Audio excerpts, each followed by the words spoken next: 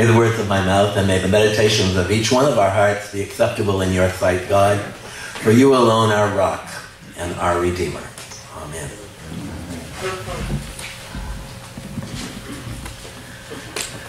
Am I able to love my enemies? Are you?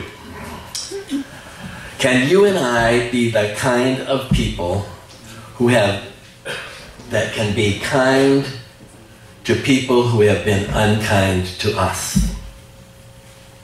Why should we? Aren't there enough people in our lives who are kind to us to occupy all of our time and energy? Jesus knows the scriptures. He knows the stories of the patriarchs. And I think one of the stories of them that maybe his favorite patriarch would have been Joseph. And his father's name was Joseph, of course.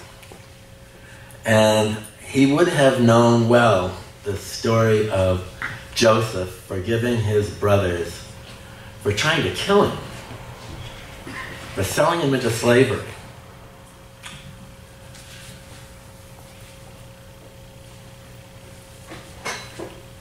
They had come to Egypt, and Joseph had the upper hand. He had the opportunity to do whatever he wanted to them. They're terrified when they find that it's Joseph with whom they're dealing.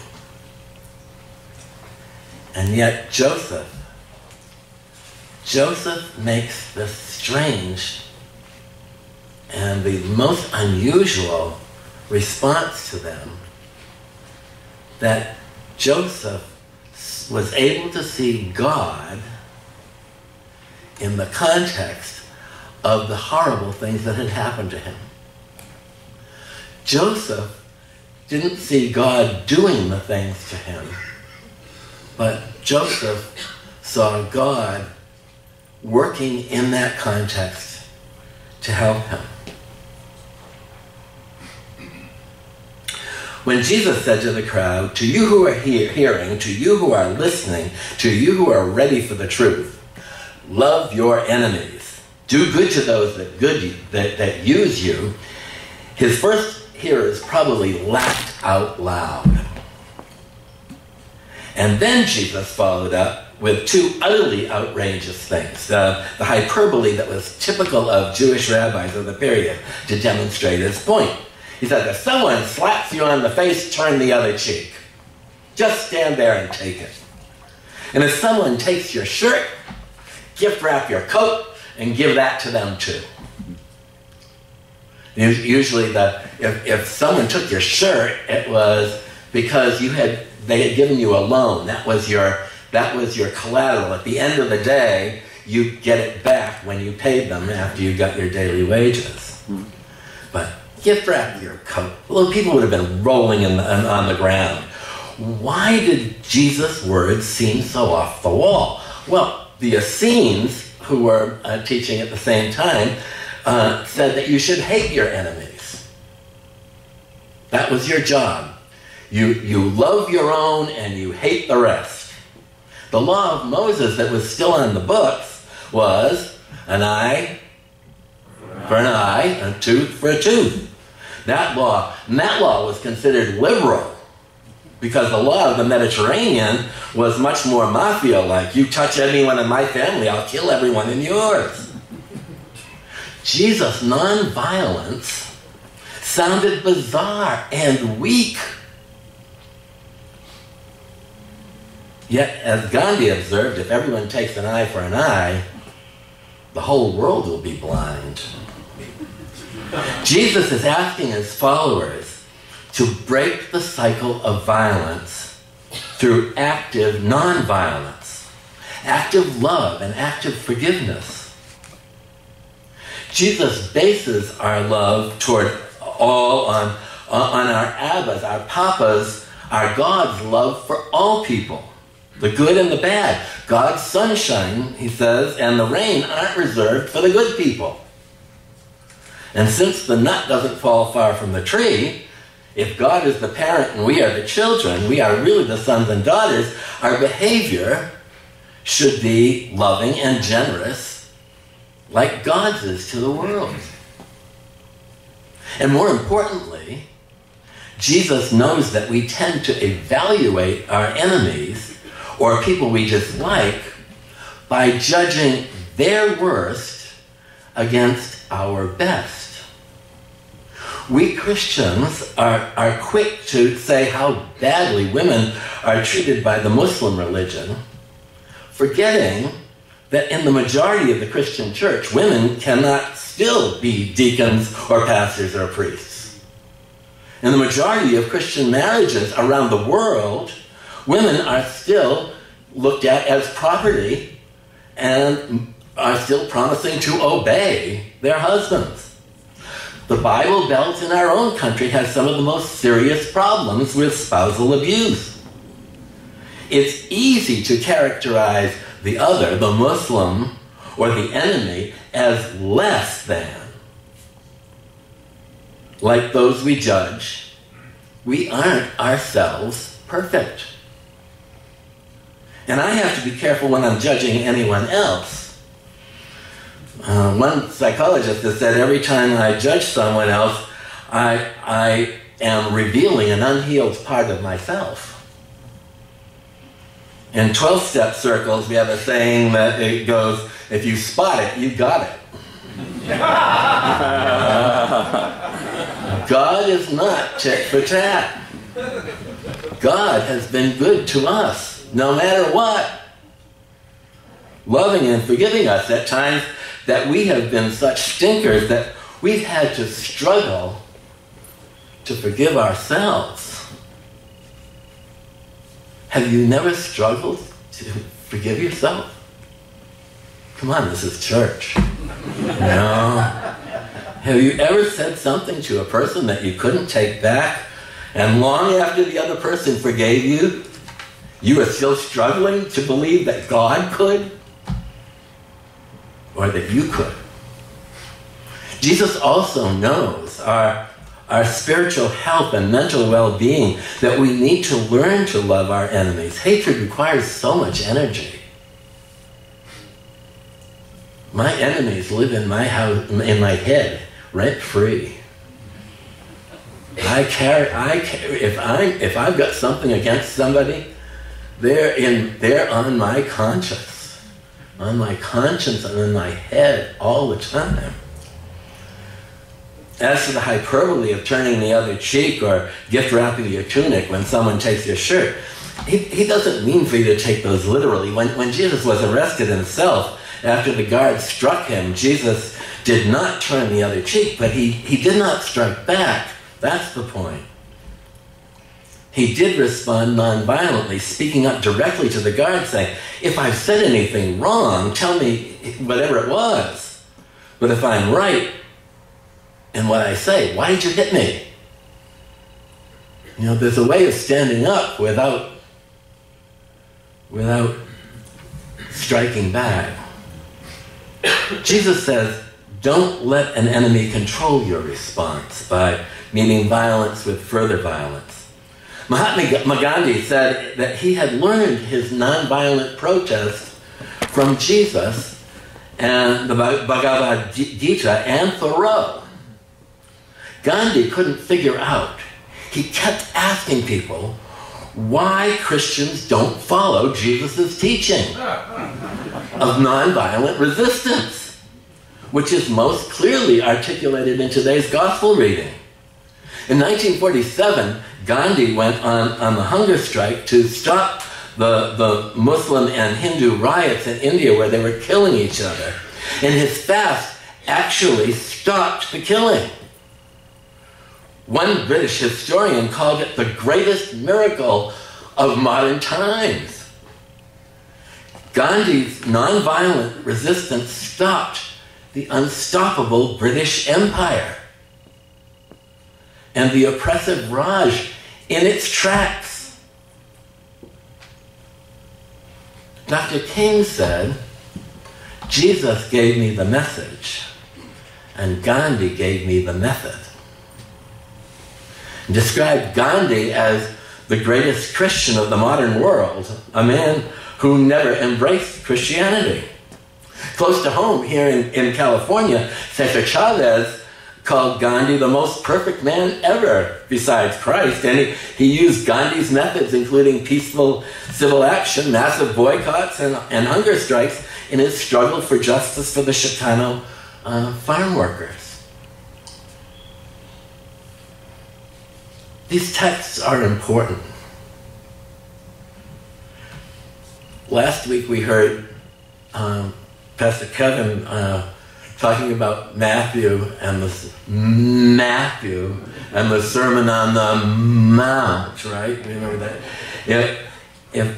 But in his recording of this part, he says, if someone compels you to walk a mile, walk 2. Under Roman law, any soldier could walk up to you and lay the flat of his spear on your shoulder and demand that you carry his pack for a mile. That was the law. But you didn't have to carry it one step further. And so 1,000 paces was the Roman mile. So most patriotic Jews, hating the Roman emperor and the oppressor, would walk 1,000 pesos and take a stick and put it into the ground or draw a line and throw the pack across the line. Jesus says, if you carry the pack a second mile, you've taken charge of the situation. Shifted the power. No longer are you the slave, you're now a volunteer. Now you're a companion on the road, which the Roman soldier is not looking for. You've changed the dynamic. The phrase, going the extra mile, comes into the English language from that word of Jesus. We usually think of it as going the extra mile for a family member or friend. But this is in the context of someone we don't like. Breaking the cycle of violence. Short-circuiting the power of hate. There's still a difference in tone between Matthew and Luke. In Luke, Jesus is asking all who would listen as he spoke to them, not on the mount, talking down, because in Matthew, the word always trickles down from God to Jesus, to Peter, to the other apostles, to us peons. Okay? In Luke, we are Christ's partners. We are Christ's friends. Matthew has much to teach us with his ecumenical church so we spend time with him. But his ecclesiology, his church structure, though it is better suited for churches that are hierarchical and with authority from the top down. Fortunately, the Bible has many ways of describing how to do church. Luke's style is different. He preaches much the same sermon, but on the plane. Jesus, in Luke's gospel, is looking straight out, person to person. In Luke, in the second volume, Acts, everybody's equal. The apostles and the rest of the disciples and the Jews and the Gentiles, the men and the women and the children, the Roman centurion, the black Ethiopian eunuch. Luke's Jesus says that God's love and forgiveness are as much for the Romans and the Egyptians as for the Jews. That revolutionary theology, when he preached it in his home synagogue, got him thrown out. And the religious right tried to throw him over the cliff. A welcoming and inclusive church, or synagogue, or mosque, or temple will always make furious those who believe and insist that they have the only inside track to God. And a welcoming church that claims God is still speaking, and that has that a faithful religion is one that continues to evolve to meet the new evolving world in which it finds itself, will find itself at odds with those who profess a faith that is fixed body of knowledge, that the Bible is a document frozen in time with every word dictated to the authors who were merely secretaries. God said it, I believe it, and that does it. You know? Well, that's not us.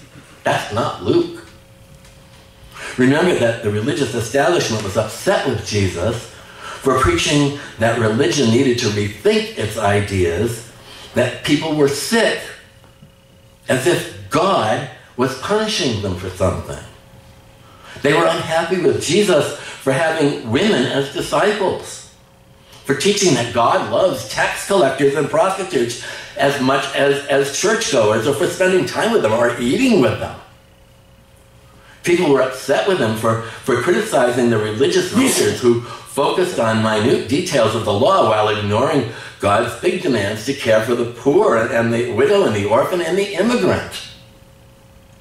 And they were especially upset when Jesus overturned the tables in the temple and critiqued the leadership for going along with the Roman occupation so that Rome would allow the temple to continue its worship. In following Jesus, he calls us to love our enemies, to pray for them, to pray that all the good and kindness and help that we would ask God for ourselves will come to them. One book that is very important to me suggests that I pray for anybody with whom I have a problem every day for at least 2 weeks. And then, if I still have a problem, to pray for them for another 2 weeks. I have to confess to you that I go into those prayers for someone with whom I believe has wronged me, or used me, or someone that I don't like, kicking and screaming. I also confess to you that sometimes, most of the time, something happens when I've been praying around the 10-day mark. I can't seem to keep dragging those people into God's presence with me, day after day, without something happening inside of me. For some reason, their little red horns and their red tail starts to shrink. And I start to feel something more like empathy. Like maybe there are problems that are going on in their lives that cause them to lash out or to talk about people, or that people may have been harsh with them and they're just passing along something that's been dumped on them. At that point, I'm beginning to think with my mind and my heart rather than from my hurt and my fear. It's also at that point that I can begin to ask the hard question. If I might have, in the teensy-weensiest little way, had any part in that rift between us, any prejudice, any old hurt from someone else that I may have clung on to, any way that I may have bullied that other person or hurt them, is there anything, shocking as it might be, for which I might need to make an amends to them in order to continue the conversation? You know this works. And until we get to the place of talking together, whether it's people to people who we haven't gotten along with forever, or spouses who had a blow-up, or people who used to be close friends and we had a falling out, or religious groups who think differently from one another, or even for nations that have become estranged because of differences of opinion or selfishness, competitiveness, greed, arrogance, or bullying. No person, no friendship, no family, no religious group, or no nation is beyond correction. And no relationship is beyond redemption. And when we are humbly praying for the other, we aren't ourselves beyond God's help. to see things in a new light. And even our part in the divisiveness. But until we can get to that talking place, to the table, nothing changes if nothing changes. That's why it's so important. Jesus is really talking in this about keeping the communication lines open, not responding with something that's going to escalate. Keeping communication lines open.